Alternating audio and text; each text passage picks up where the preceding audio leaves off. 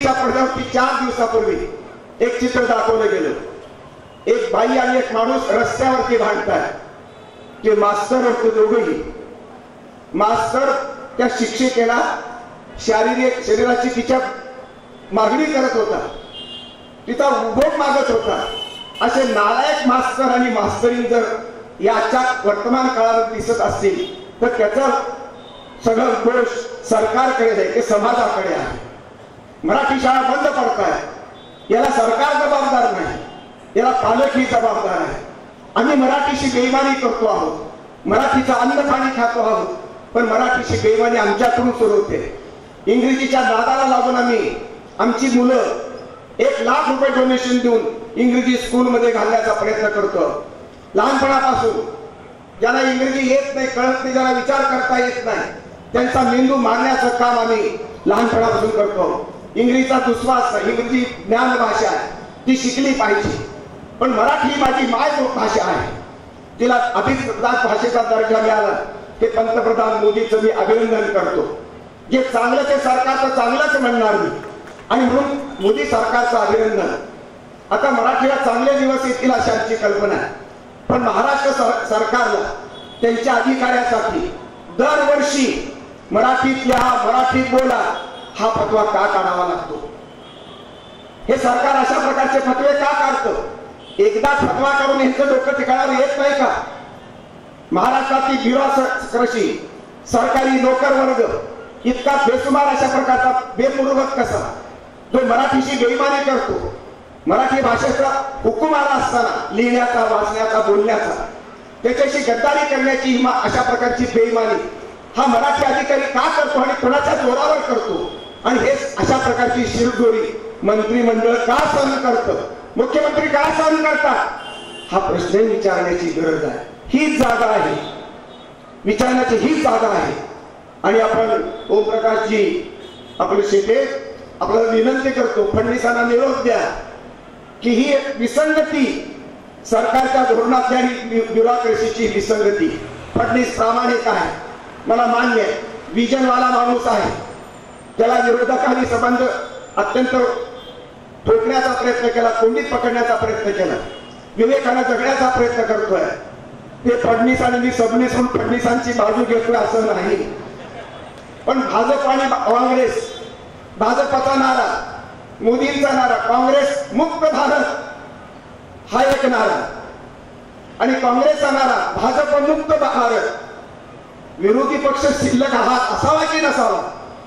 लोकशाहीला संविधानाच्या मूल्याप्रमाणे, नियमाप्रमाणे जर विरोधी पक्ष आवश्यक असेल तर मग काँग्रेस मुक्त भारत आणि भाजप मुक्त भारत या दोन्ही घोषणा ज्यांनी केल्या, ज्यांनी ऐकल्या, ज्यांनी सुचवल्या, त्यांचे लोकशाहीचं ज्ञान किती प्रमाणात आहे असा माझा प्रश्न आहे।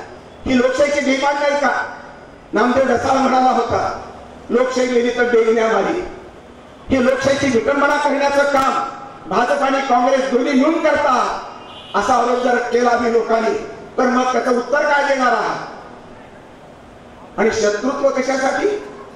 विरोधी मत ठीक आहे, मतभेद असणारच, आई बापाचे मतभेद असतात, नवरा बायकोचे मतभेद असतात, भावा भावाचे मतभेद असतात, पण राजकारणामध्ये पक्षीय मतभेद शत्रुत्वापर्यंत टोकाला जावेत असं महाराष्ट्रानं कधी पाहिलं नव्हतं, देशानं कधी अनुभवलं नव्हतं। नेहरूंनी काहीच केलं नाही का? भारताचा पहिला पंतप्रधान, अनेक अडचणीतून जाणारा पंतप्रधान, गांधीवादी पंतप्रधान, या माणसानं गांधीच्या विचाराला प्रमाण मानून आधुनिक भारताला एका विशिष्ट अशा प्रकारच्या टप्प्यावर आणून विकसित करण्याचं काम पहिल्या संबंध 10-20 वर्षामध्ये केलेलं आहे। या नेहरूची पूर्ण डिपॉझिट जप्त करण्याचं अशा प्रकारची बोलणं आणि वागणं मोदी सारख्या माणसाला शोभेल अशा प्रकारचा प्रश्न आहे। मला मान्य आहे की मोदी सरकारला अत्यंत चांगल्या गोष्टी काही केल्या। 370 हे कलम काश्मीरच्या संदर्भात त्यांनी काढून टाकले, अत्यंत महत्वाची गोष्ट केली। या देशाची एकात्मता कायम ठेवली। या देशाचं परराष्ट्र धोरण नेहरूच्याच पंचशील धोरणावरती आधारलेलं आहे, आणि म्हणून या धोरणाला पाठिंबा देऊन आमच्या मोदी साहेबांनी बुद्धाचा जय जयकार, गांधीचा जय जयकार करत 100 देशाचा संबंध, राष्ट्राचा संबंध आणि राष्ट्राची मैत्री संपादन केली. वैज्ञानिकांना प्रोत्साहन दिलं, मिलिटरीला प्रोत्साहन दिलं, तिसऱ्या क्रमांकावरती अर्थव्यवस्था भारताची आणली. पण धार्मिक बाबतीमध्ये मुस्लिमांना आज अत्यंत आमचे अभ्यासधारी बसलेले. या संबंध संमेलनाचं महत्वाचं वैशिष्ट्य आहे, एक तरी मुसलमान माणूस इथं सकाळपासून आजपर्यंत बसलेला आहे. आणि म्हणून या मुसलमान माणसाने जावं कुठे, याला जर दहशत निर्माण झाली, याला भयग्रस्त वाटली, श्रीरामाचा इतका अतिरेक केला तुम्ही, मॉब लिंचिंग अशा प्रकारचं प्रकरण केलं, तर मग मुसलमानांनी, दलितांनी, बौद्धांनी, जैनांनी, ख्रिश्चनांनी हा देश सावरून जावं कुठं. देशाच्या स्वातंत्र्य लढ्यामध्ये जसं हिंदूंचं योगदान आहे, नाना पाटलांचं योगदान आहे, तशाच प्रकारे मुसलमानांचं योगदान आहे.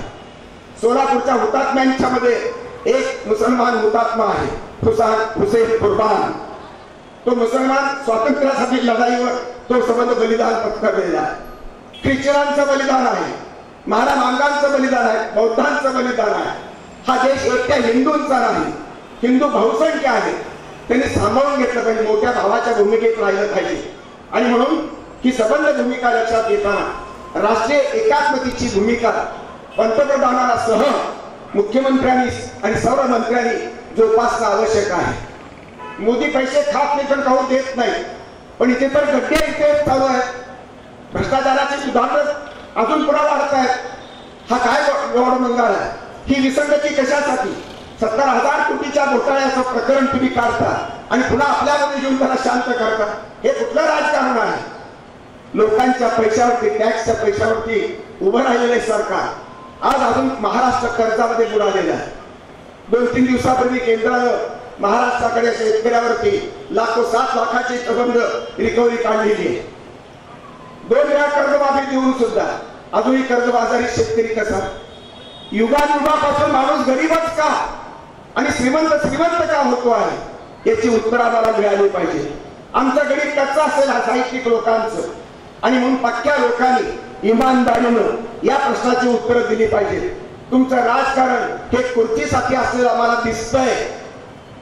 खुर्चीचं राजकारण आम्ही कधीच मान्य केलं नाही. ते काँग्रेस असो की भाजपच असो, ते RPI असो की समाजवाद्यांचं असो, आम्हाला सत्याचं राजकारण पाहिजे, सेवेचं राजकारण पाहिजे, माणुसकीचं राजकारण पाहिजे, मानवतेला न्याय देणारं राजकारण पाहिजे.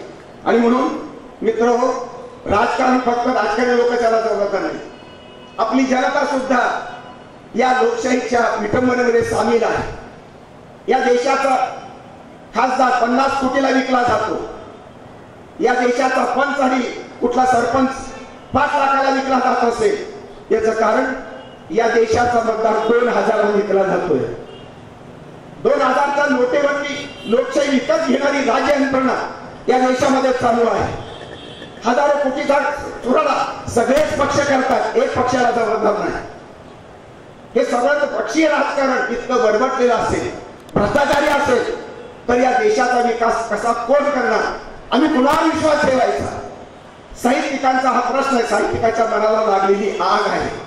आणि म्हणून शेतकऱ्यांचं दुखणं, शेतकऱ्यांचं दुखणं हे मांडून आम्हाला भागणार नाही.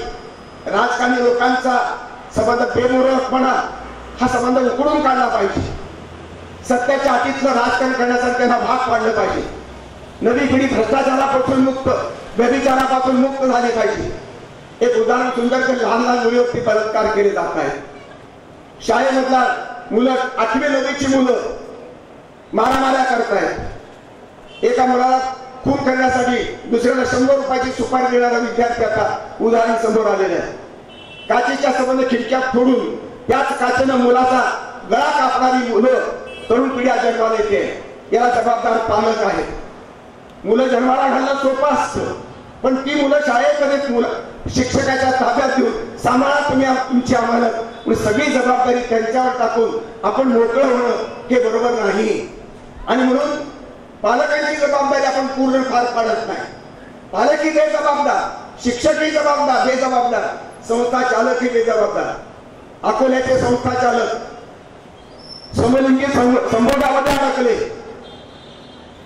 अशा प्रकारची हलकट परंपरा जर शिक्षणाच्या पवित्र क्षेत्रामध्ये निर्माण होत असेल, तर मग अपेक्षेनं कुणाकडे पाहायचं? हा तर प्रश्न आहे. संविधान सुसंगत संस्कृती निर्माण करण्याचं चॅलेंज आमच्या समाजासमोर आहे. आम्ही खरे धार्मिक आहोत का? आमचा खरा धर्म आम्ही पाळतो का? खरा हिंदू धर्मावरती विवेकानंद आहे. खरा हिंदू महात्मा गांधी आहे. गांधीच्या देशामध्ये नथुराम गोडसे मारेकरी हा देशभक्त कसा होऊ शकतो?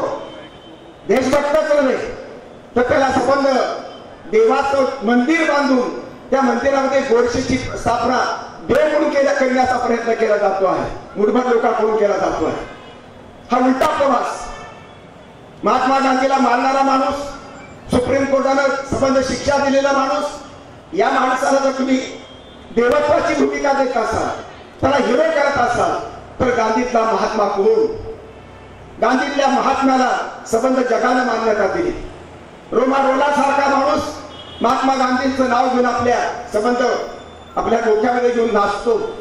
नेल्सन मंडेला दक्षिण आफ्रिकेचा नेता गांधीवादाने प्रभावित आहे. बराक ओबामा अमेरिकेचा अध्यक्ष, तो म्हणाला तुमच्या देशात गांधी जन्माला आला नसता तर मी माझ्या देशाचा अध्यक्ष झालो नसतो म्हणणारे हा बराक ओबामा.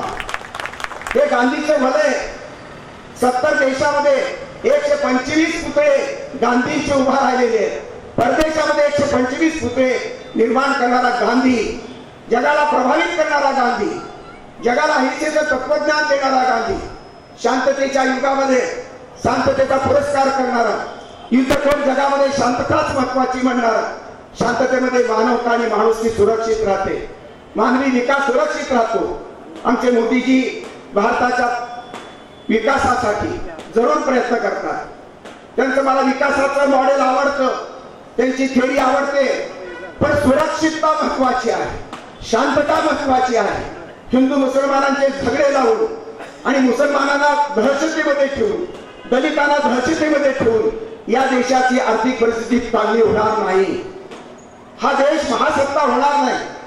आपल्या देशामध्ये बुद्ध आहे, महावीर आहे, या दोघांची बेरीज करण्याची गरज आहे. मित्रहो, अनेक महापुरुष प्रत्येक काळात जन्माला आलेले. शिवाजी महाराज जन्माला आले, पण शिवाजी ब्राह्मणांनी आपल्याकडे वळवला आणि बहुजनांनी शिवाजी महाराजाच्या इतिहासाचं ब्राह्मण विद्वानांनी आणि बहुजन विद्वानांनी वाटोळ केलेलं आहे.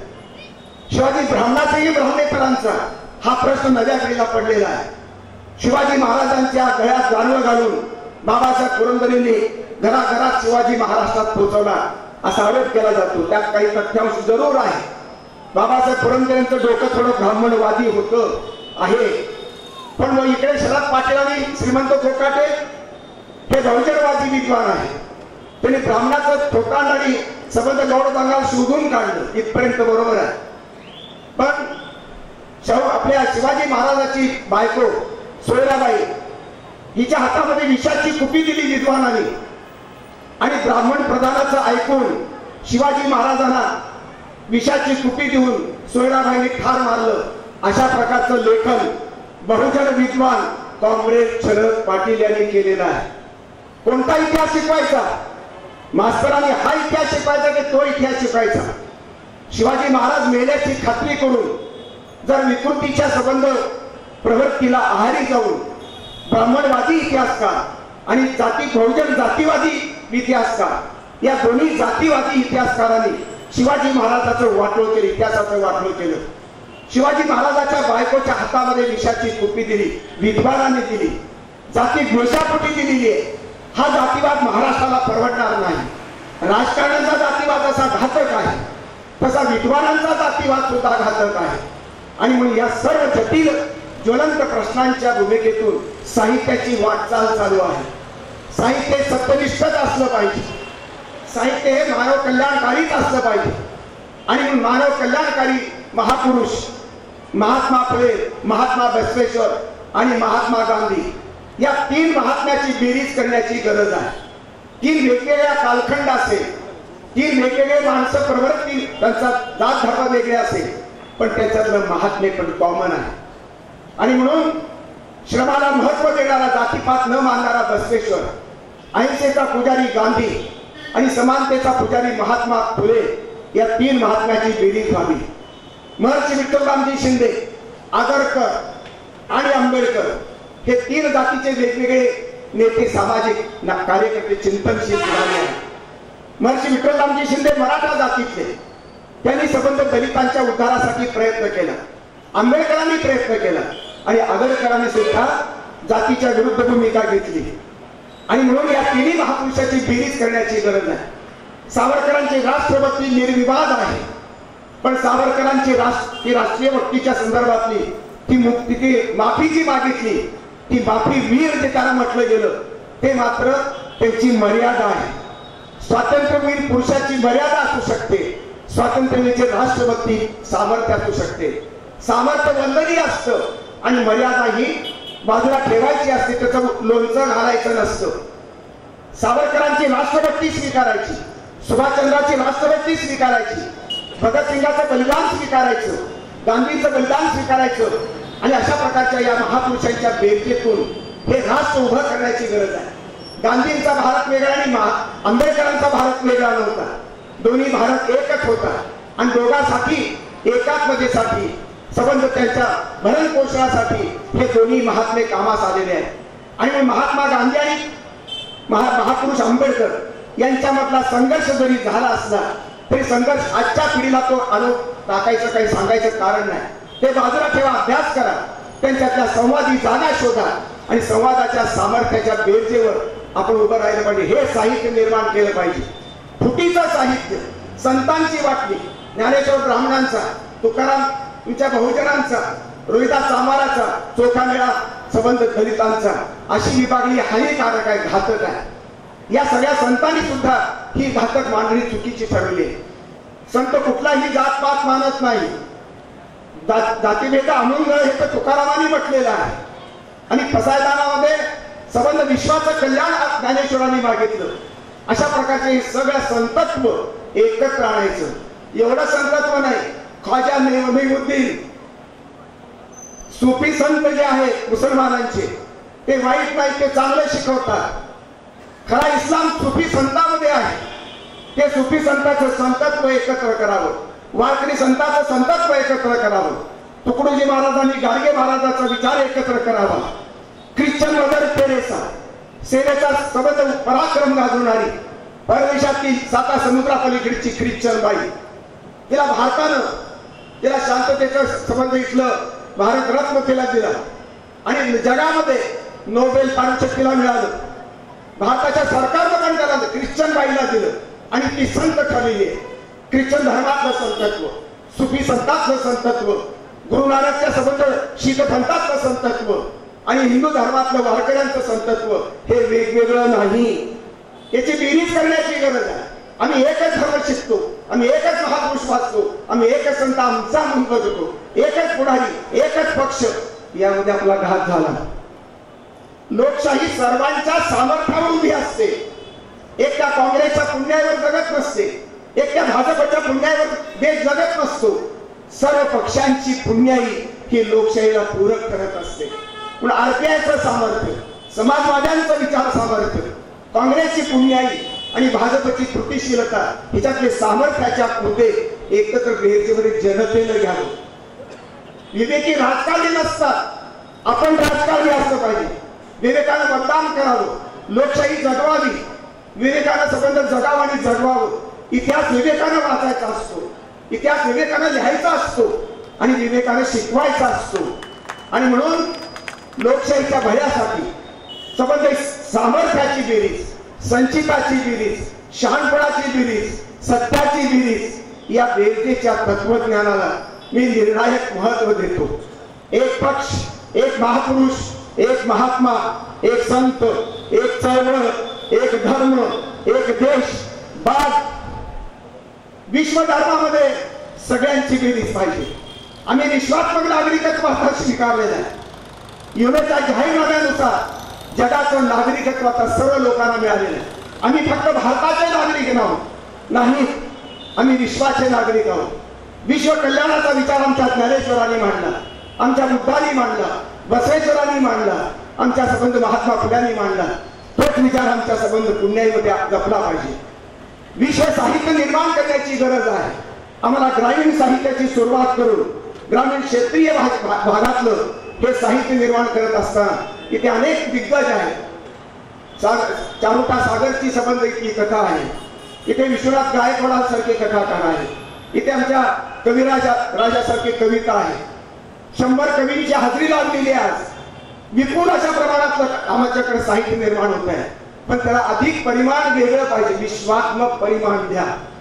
देशाचं परिमाण त्याला द्यावं. राजकारणावरती तोडून अशा प्रकारचं फरकड अशा प्रकारचं भाष्य करावं. जी अपेक्षा राज ठाकरे व्यक्त करतात, जी अपेक्षा आमचे उद्घाटक आमचे डॉक्टर काय तुमचे ओम प्रकाशजी करतात, या अपेक्षेप्रमाणे सडेतोड लिहावं, सडेतोड बोलावं, सत्य बोलावं. सत्याला मरण नाही, सत्तेला मरण आहे. फडणवीस आज आहेत, उद्या 10 वर्षांतर नसतील. शरद पवार काल होते, आज नाही. मोदी आज आहेत, उद्या नाही. सत्य मात्र अमर आहे, कायम आहे. या सत्यावर आधारलेली संस्कृती, या सत्यावर आधारलेलं साहित्य हे जगाच्या कल्याणासाठी उपयुक्त ठरणार आहे. अशा प्रकारच्या विश्वात्मक साहित्याच्या निर्मितीसाठी आमची ग्रामीण भागातली मंडळी, विट्याच्या सांगलीच्या संबंध परिसरातील मंडळी तयार व्हावी असं मला वाटतं. एका प्रेयसीच्या नकट्या प्रेयसीच्या प्रेम कविता लिहून किंवा बायकोच्या प्रेम कविता लिहून कवी मोठा होत नाही. कवीची इमानदारी ठीक आहे, त्याच्यातही बेईमानी कशाला? प्रेम कविता लिहायची प्रेयसीवर आणि बायकोला म्हणजे तुझीच कविता आहे. हा काय प्रकारचा आवडपणा? आज सकाळच्या कविता ऐकत असताना एक वयोवृद्ध ग्रस्त त्या कुठल्या छोट्या छोट्या कपड्यावर बोलत होते, स्त्रीच्या स्कर्टवर बोलत होते. त्यांना स्कर्ट आवडलं नाही. स्कर्ट मधून अवयवाचं प्रदर्शन करणारी नटी सारखी जर कविता जर असेल किंवा जर आमची जर महिला जर वागत असेल तर ते चुकीचं आहे. तिला वापरण्याचा अधिकार आहे. पण मंदिरामध्ये जात असताना तिला आपला ड्रेस कोड सांभाळावा, आपली सभ्यता आणि संस्कृती सांभाळावी. रातच्या आत घरात बोलणारी स्त्री ज्यावेळेस मुलीला बोलवते त्यावेळेस आपल्या मुलाला मात्र 7च्या आत घरात ती म्हणत नाही. 12 वाजता कसाही ये, दारू पिऊन ये, हुंदडत ये, बलात्कार करून ये, काही करून ये, अशा प्रकारची परवानगी ती पालक परवानगी देतात. हे पालक आहेत की नालायक अशा प्रकारचे जन्म घालणारे बाप आहेत. आपलं नालायक पण शोधलं पाहिजे. आपलं आत्मपरीक्षण पालकांनी करण्याची गरज आहे. सगळ्यांनीच परीक्षण करण्याची गरज आहे. परीक्षण करायची परंपरा सगळीकडे आहे, पण आत्मपरीक्षण कोण करणार? पालकांनी करावं, शिक्षकांनी करावं, हमालांनी करावं, वकिलांनी करावं, डॉक्टरांनी करावं, सरपंचांनी करावं, आमदारांनी करावं, खासदारांनी करावं, मंत्र्यांनी करावं, मुख्यमंत्र्यांनी करावं आणि पंतप्रधानांनी सुद्धा करावं. आत्मपरीक्षण हा शुद्धता, शुद्ध सत्याला सामोरं जाण्याचा प्रकार आहे. चुकलं तर चुकलं म्हणा, पश्चातापानं दग्ध व्हा आणि क्षमा करा. क्षमाशीलता हा मूल धर्म आहे. सर्व धर्माचं चांगुलपणे एकत्र करण्यामध्ये हा मानव जातीचं कल्याण आहे. एक धर्म जिवंत राहू शकत नाही, दुसऱ्या धर्माला कापून काढणं शक्य नाही. साता समुद्रामध्ये एवढी लोक मुसलमान बुडवायचे किंवा हिंदू बुडवायचे म्हणलं तर शक्य नाही. देशाचे नकाशे बदलून माणसाचा नकाशा एकत्र करा. युक्रेन आणि रशियाचा संघर्ष वाढतो आहे, हजारो माणसं मरत आहेत. अमेरिकेचा महासत्ता आणि रशियाची महासत्ता आणि चीनची महासत्ता यांचा क्रूर खेळ चालू आहे. 700 कोटीची मानवता भयभीत झालेली आहे. या लोकांना युद्ध नको आहे. बुद्ध पाहिजे, गांधी पाहिजे, विवेकानंद पाहिजे, संत पाहिजे, शांततेने जगा आणि जगू द्या म्हणणारा महावीर पाहिजे. आणि म्हणून शांतपणे जगून विकासाच्या दिशा धुंडाळाव्या. विकास पुरुष जे जे कोणी राजकारणी असेल त्यांचं